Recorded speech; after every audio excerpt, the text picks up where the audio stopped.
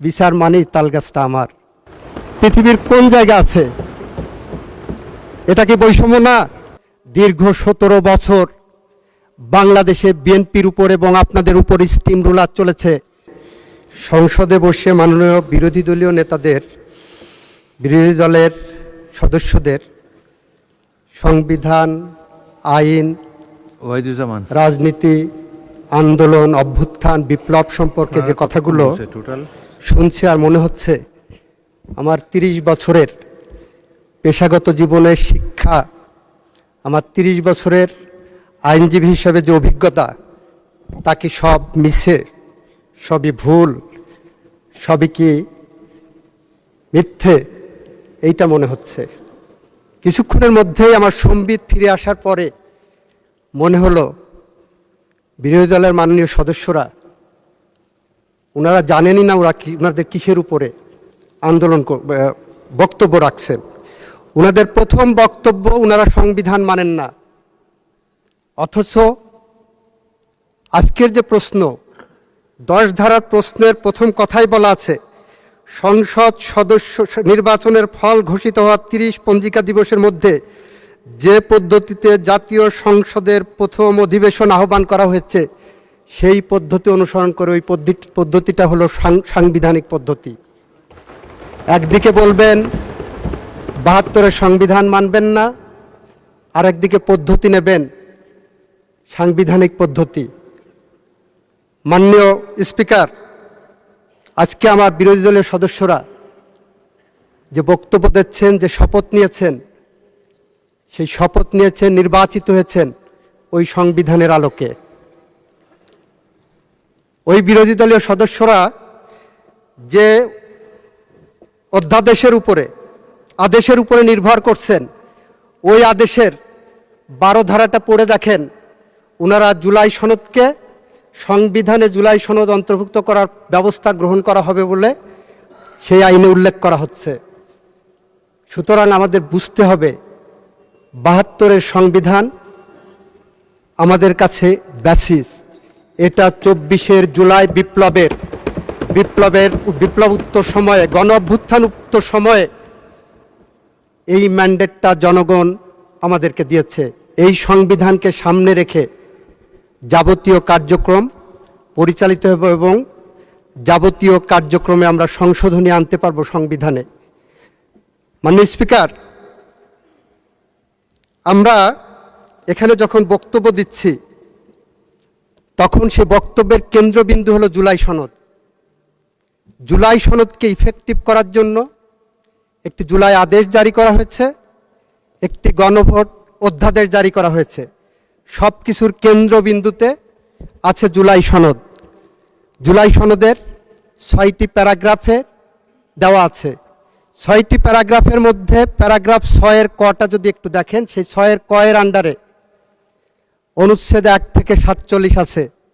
সেই 6-এর কয়ের প্রথম শর্তই হলো, মাননীয় স্পিকার, সংবিধান সংশোধন সাপেক্ষে সংস্কারের বিষয়সমূহ। আপনারা যে প্রশ্নগুলো গণভোটে দিয়েছেন, ইচ অ্যান্ড এভরি প্রশ্ন সংবিধান সংস্কার সাপেক্ষে। মাননীয় স্পিকার, আমরা যারা বিএনপি করি, আমরা একটু সহজ সরল, জুলাই বিপ্লবীদের মতো একটু আবেগী, জুলাই বিপ্লবীদের মতো জন আকাঙ্ক্ষার কথা চিন্তা করি, জনগণের কথা চিন্তা করি। আপনি জুলাই সনদের 22 অনুচ্ছেদে যে দেখেন, মাননীয় স্পিকার, আমি যদি বলি বিএনপি এই আবেগ নিয়ে এই জুলাই সনদকে ধারণ করে, মাননীয় স্পিকার, জাতীয় সংসদে নারী প্রার্থী দিয়েছিলেন প্রায় 5%। এই সনদে 22-এ বলা আছে, যদি আমি এইভাবে বলি, জুলাই জাতীয় সনদ 2025 স্বাক্ষরের পরবর্তী সাধারণ নির্বাচনে প্রতিটি রাজনৈতিক দল বিদ্যমান 300 সংসদীয় আসনের জন্য প্রার্থী মনোনয়নের ক্ষেত্রে কমপক্ষে 5% নারী প্রার্থী মনোনয়ন দিবে, তবে এটি সংবিধানে উল্লেখ করা হবে না। মাননীয় স্পিকার, আমরা ওই যে জুলাই সনদকে ধারণ করি বুকে, আমাদের রক্ত প্রবাহে জুলাই সনদ মিশে আছে, সেইটাকে ধারণ করেই বিএনপি নারী প্রার্থীকে দিয়েছিলেন। ওনারা জুলাই সনদ বলছেন, জুলাই সনদ বলতে বলতে ওনাদের মুখে ফেনা উঠে যাচ্ছে। এইটা স্বাক্ষরের পরে যে নির্বাচন গেছে সেই নির্বাচনে একজন নারী প্রতিনিধিকে ওনারা মনোনয়ন দেননি। মাননীয় স্পিকার, জুলাই সনদের 23 অনুচ্ছেদে রাখেন, 23 অনুচ্ছেদে বলা আছে ডেপুটি স্পিকার পদে বিরোধী দলের থেকে, এই যে দেওয়া আছে আপনি পড়েন। আপনি মাননীয় স্পিকার, জুলাই সনদের 23 অনুচ্ছেদে বলা আছে, আপনি আমাকে অ্যাড্রেস করেন। মাননীয় স্পিকার, 23 অনুচ্ছেদে বলা আছে বিরোধী দলের থেকে ডেপুটি স্পিকার দেওয়া হবে। আমাদের মাননীয় প্রধানমন্ত্রী, আমাদের সংসদীয় দলের নেতা জুলাই সনদকে বুকে ধারণ করেছেন, চেতনায় ধারণ করেছেন, আর করেছেন বলেই ডেপুটি স্পিকার পদটি তাদেরকে অফার করা হয়েছিল। মাননীয় স্পিকার, ওনারা জুলাই সনদ ধারণ করেননি, ডেপুটি স্পিকার পদ ওনারা নেননি। মাননীয় স্পিকার, ওনারা প্রশ্ন তুলেছেন জুলাই সনদ না 72 সংবিধান, জুলাই সনদ না সংবিধান। মাননীয় স্পিকার, আমাদের 1972 সালের যে সংবিধানের আলোকে এই সংসদ রচিত হয়েছে, গঠিত হয়েছে, সেই 72-এর সংবিধানের সাথে বাংলাদেশের লাখো শহীদের রক্তের ঋণ জড়িয়ে আছে। সেই সংবিধানের সাথে লাখো মামুনের ইজ্জত এবং সম্ভ্রম জড়িয়ে আছে। এই সংবিধান যতবার সংশোধন হয়েছে, সেই সংশোধনের মধ্যে 72 থেকে 75 পর্যন্ত একদলীয় শাসনামলে প্রায় 30,000 বিরোধী রাজনৈতিক কর্মীদের হত্যার রক্ত জড়িয়ে আছে। এই সংবিধানে এমন সংশোধনী আছে যেটা পৃথিবীর ইতিহাসে অত্যন্ত বিরল। পৃথিবীর ইতিহাসে মাননীয় স্পিকার, সামরিক শাসনের মধ্য দিয়ে বাংলাদেশের গণতন্ত্রের দ্বার উন্মোচন করে দেওয়া হয়। এটার একমাত্র উদাহরণ বাংলাদেশে শহীদ রাষ্ট্রপতি জিয়াউর রহমান করেছিলেন। যে কারণে আমরা বলি বাংলাদেশের যা কিছু শ্রেষ্ঠ অর্জন, তার সব কিছু এসেছে শহীদ রাষ্ট্রপতি জিয়াউর রহমান এবং তার পরিবারের হাত ধরে। আমরা বাংলাদেশের মুক্তিযুদ্ধ এনেছি, আমরা বাংলাদেশের সাংবিধানিক সংশোধনী বহুদলীয় গণতন্ত্র এনেছি, ন্যায় বিচারের পথ উন্মুক্ত করার জন্য আমরা বাংলাদেশের বিচার বিভাগের স্বাধীনতা এনেছি। আমরা 82 থেকে 90 পর্যন্ত বেগম খালেদা জিয়ার নেতৃত্বে জাফর, জয়নাল, দীপালি সাহা, কাঞ্চন, রাউফুন, বসুনিয়া, শাহজাহান, সিরাজ, জেহাদ, নূর হোসেন, ডাক্তার শামসুল আলম খান মিলনের রক্তের বিনিময়ে আমরা 90 সালের যে গণ অভ্যুত্থান ঘটিয়েছিলাম, তার প্রেক্ষিতে মাননীয় স্পিকার 91 সালে যে পার্লামেন্ট এসেছিল, সেই পার্লামেন্টে আমাদের মাননীয় প্রধানমন্ত্রী, আমাদের প্রয়াত নেত্রী বেগম খালেদা জিয়া বাংলাদেশের সংসদীয় গণতন্ত্র এনেছিলেন, যার কারণে আজকে ওনারা এক্সারসাইজটা করতে পারছেন। মাননীয় স্পিকার, আমার বন্ধুরা আইনের কিছু ফেলাসাজ ব্যাখ্যা দিয়েছেন। ওনারা বলেছেন আদেশ আইন, আমিও বলছি আদেশ আইন। কোন আদেশ আইন সেটা ওনারা বুঝতে পারছেন না। মাননীয় স্পিকার, 1897 সালের একটা আইন আছে যেটার নাম General Clauses Act. General Clauses অ্যাক্টে সেকশন 20 থেকে 24 পর্যন্ত আমার বন্ধুদের পড়তে বলবো। সেখানে বলা আছে অ্যাক্ট অফ পার্লামেন্টের আন্ডারে অথবা রেগুলেশনের আন্ডারে কোনো অথরিটিকে যদি কোনো অর্ডার পাস করার অথরিটি দেওয়া থাকে, তাহলে সেই অর্ডারটা আইনের রূপ পাবে। মাননীয় স্পিকার, জুলাই আদেশটা দেখবেন এবং অধ্যাদেশটা দেখবেন। অধ্যাদেশের উপরে লেখা আছে আর্টিকেল 93 অফ দি কনস্টিটিউশনের আন্ডারে এই অধ্যাদেশ জারি করা হয়েছে। আর অর্ডার যেটা ওনারা দেখাচ্ছেন, ওই অর্ডারের কোনো জায়গায় কোন আইনের ব্যাকিংয়ে এই অর্ডার পাস করা হয়েছে? Nothing like that. মাননীয় স্পিকার, 190 বছরের ব্রিটিশ শাসনের বিরুদ্ধে রাজনৈতিক সমঝোতার ভিত্তিতে 1947 সালে ভারত পাকিস্তান স্বাধীন হয়েছিল, বিভক্ত হয়েছিল। সমঝোতার ভিত্তিতে ভারত রাষ্ট্র পরিচালনা করেছিলেন, 3 বছর পরে তারা সংবিধান পেয়েছিল। সমঝোতার ভিত্তিতে পাকিস্তান 9 বছর পরে সংবিধান রচনা করতে পেরেছিলেন। আমাদের 24-এর সমঝোতার দলিল হলো আমরা এই সংবিধানের পথ ধরে হেঁটে যাব, এই সংবিধান সংশোধন করব, কোন কোন জায়গায় সংশোধন করব সেটা আমরা জুলাই সনদের মধ্যে ধারণ করেছি। মাননীয় স্পিকার, জুলাই সনদের মধ্যে যেভাবে সংবিধান সংশোধনের কথা বলা আছে সেটা একটু আপনাকে পড়ে শোনাই মাননীয় সদস্যদের জন্য। জুলাই সনদের 17 নম্বর অনুচ্ছেদে যদি যাই মাননীয় স্পিকার, সেখানে কি বলা আছে? 17 নম্বর অনুচ্ছেদে বলা হচ্ছে আইনসভা গঠন হবে। সেখানে নোট অফ ডিসেন্ট দেওয়া ছিল আমাদের বিএনপির পক্ষ থেকে। নোট অফ ডিসেন্টে বলা হচ্ছে অবশ্য কোনো রাজনৈতিক দল বা জোট তাদের নির্বাচন ইশতেহারে উল্লেখপূর্বক যদি জনগণের ম্যান্ডেট লাভ করে তাহলে তারা সেই মতে ব্যবস্থা গ্রহণ করবে। মাননীয় স্পিকার, আমাদের ম্যান্ডেট সুস্পষ্ট আছে। আমাদের নির্বাচন ইশতেহার অনুসারে আমরা জুলাই সনদকে একসাথে পড়ে আমরা এগিয়ে যাব। সংবিধানকে সামনে রেখে সংবিধান আমরা সংশোধন করতে বদ্ধপরিকর। মাননীয় স্পিকার, আমাদের এখানে অনেকেই বলেছেন গণ অভ্যুত্থান নয়, এটাকে বিপ্লব ডাকতে হবে। মাননীয় স্পিকার, জুলাই সনদের 38 নম্বর পেজের আপনাদেরকে দৃষ্টি আকর্ষণ করছি। আপনারা জুলাই সনদ বলতে বলতে মুখে ফেনা উঠে যাচ্ছে। এখানে 1 নম্বর প্যারাগ্রাফেই অঙ্গীকারনামার 1 নম্বর প্যারাগ্রাফে বলা হচ্ছে 2024 সালের জুলাই আগস্টের গণ অভ্যুত্থান।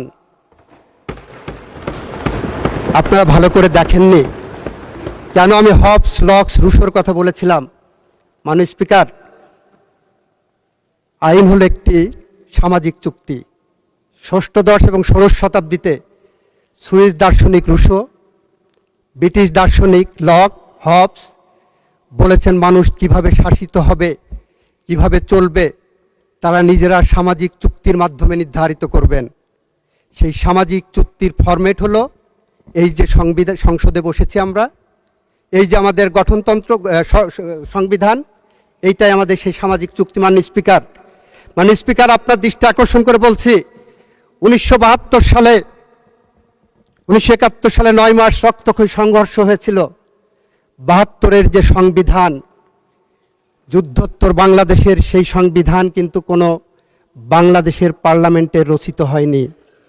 বাংলাদেশের বিজয়ী জনগোষ্ঠী নির্ধারণ করেছিলেন যে 70-এর নির্বাচনে পাকিস্তানি সংবিধানের আন্ডারে যারা নির্বাচিত হয়েছিলেন তারা বসে একটি সংবিধান পরিষদ গঠন করবেন। সেই সংবিধানের আলোকেই সেইভাবে আমরা সংবিধান রচিত করেছি।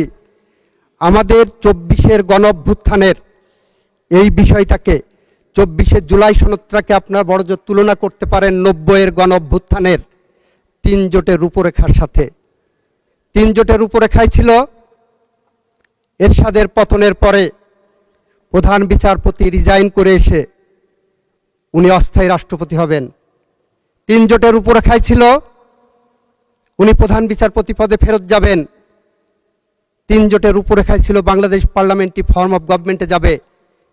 ইয়েস, ইট ইজ বিএনপি যে তার রাজনৈতিক অঙ্গীকার রক্ষা করে 1991 সালের পার্লামেন্টের পরে জাতীয় সংসদে সংশোধনী এনেছেন। মাননীয়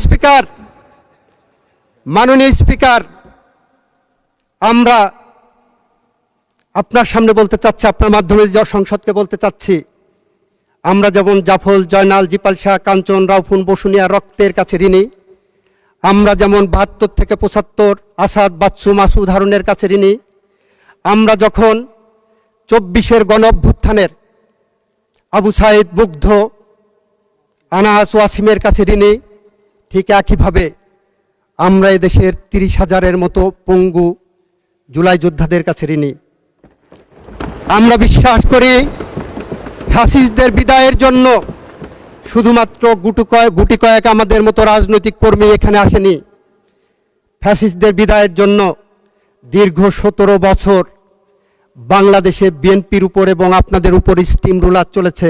আপনারা যদি নির্যাতিত মানুষের মুখচ্ছবি খুঁজেন, তাকিয়ে দেখেন আমার পার্লামেন্টের সংসদ নেতা বাংলাদেশের নির্যাতিত মানুষের প্রতিচ্ছবি।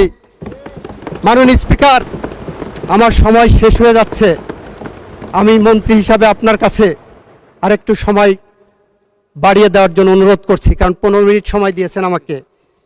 আমি একটু সময় চাচ্ছি মাননীয় স্পিকার। আমাদের চেতনার উৎস শহীদ রাষ্ট্রপতি জিয়াউর রহমান। আমাদের প্রেরণার উৎস বেগম খালেদা জিয়া, আমাদের সাহসের বাতিঘর, আমাদের এই মহান সংসদের নেতা, আমাদের মাননীয় প্রধানমন্ত্রী তারেক রহমান। মাননীয় স্পিকার, আমরা প্রতিদিন যখন কাজে বের হই, রাজনৈতিক কাজ আর যে কোনো কাজে যাই, আমাদের মনে হয় আমাদের চেতনার সাথে, আমাদের সাহসের সাথে, আমাদের প্রেরণার সাথে এখনো বেগম খালেদা জিয়া জড়িয়ে আছেন। মাননীয় স্পিকার, আমরা বিশ্বাস করি, আমরা যারা বেগম খালেদা জিয়ার সাথে রাজনীতি করেছি এই বাংলাদেশে, আমরা বিশ্বাস করি বেগম খালেদা জিয়া সাত আসমানের পাশে দাঁড়িয়ে বলছেন, চলে যাওয়া মানে প্রস্থান নয়, বিচ্ছেদ নয়, চলে যাওয়া মানে নয় বন্ধন ছিন্ন করা আর্দ্র রজনী, চলে গেলে আমার অধিক কিছু থেকে যাবে আমার না থাকা জুড়ে। মাননীয় স্পিকার, সত্যিই তাই। কবি রুদ্র মোহাম্মদ শহীদুল্লাহর মতো বেগম খালেদা জিয়ার এই প্রেরণা আমাদের প্রেরণার উৎস হয়ে আছে। আমরা তাই বলছি, আইনের ভুল ব্যাখ্যা নয়। মাননীয় স্পিকার, আমাদের এক বন্ধু প্রশ্ন করেছেন, যতক্ষণ পর্যন্ত এটা আল্ট্রাভাইরাস ডিক্লেয়ার না হবে ততক্ষণ পর্যন্ত this is a valid law. মাননীয় স্পিকার, এই আদেশ কোনো লই না, এই অধ্যাদেশ it is a colourable exercise, colourable legislation, যেটাকে আইনের ভাষায় বলা হয় this is a fraud on the constitution. This piece of legislations are committed a fraud on the constitution. কনস্টিটিউশনে যে পাওয়ার দেওয়া নাই সেই পাওয়ার এখানে এক্সারসাইজ করা হয়েছে। এই পার্লামেন্ট সার্বভৌম পার্লামেন্ট, এই পার্লামেন্টকে কোনোভাবেই কোনো আইন দিয়ে বাধ্য করা যায় না। মাননীয় স্পিকার, মাননীয় স্পিকার, আর অর্ডারের ফেট তো বলেছি, সাংবিধানিক কোনো অর্ডার দেওয়ার ক্ষমতা বাংলাদেশ সংবিধানের চতুর্থ তফসিলের মাধ্যমে বন্ধ করে দেওয়া হয়েছে। কারণ যখন সংবিধান ছিল না মাননীয় স্পিকার, তখন প্রেসিডেন্ট অর্ডার পাস করতে পারতেন। যখন মার্শাল লর সময় সংবিধান থাকে না, তখন সাসপেন্ডেড থাকলে অর্ডার পাস করতে পারতেন। কিন্তু যখন সংবিধান থাকে, আমাকে প্রশ্ন করা হয়েছে, মাননীয় অ্যাটর্নি জেনারেল, আপনি কোন ক্ষমতা বলে অ্যাটর্নি জেনারেল দায়িত্ব পালন করেছিলেন? যে ক্ষমতা বলে এনসিপির বর্তমান চেয়ারম্যান শপথ নিয়েছিলেন, ওই ক্ষমতা বলেই আমি দায়িত্ব পালন করেছি। মাননীয় স্পিকার, আমার বন্ধুদের বলতে চাই,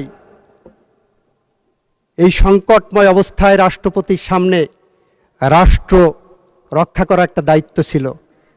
আর্টিকেল 64 যদি ওনারা পড়ে দেখেন, আমি অনুরোধ করব,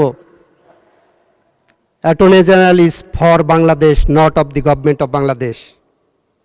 এই বাংলাদেশকে সঠিক পথে ডাইরেকশন দেওয়ার জন্য I was appointed as the Attorney General for Bangladesh.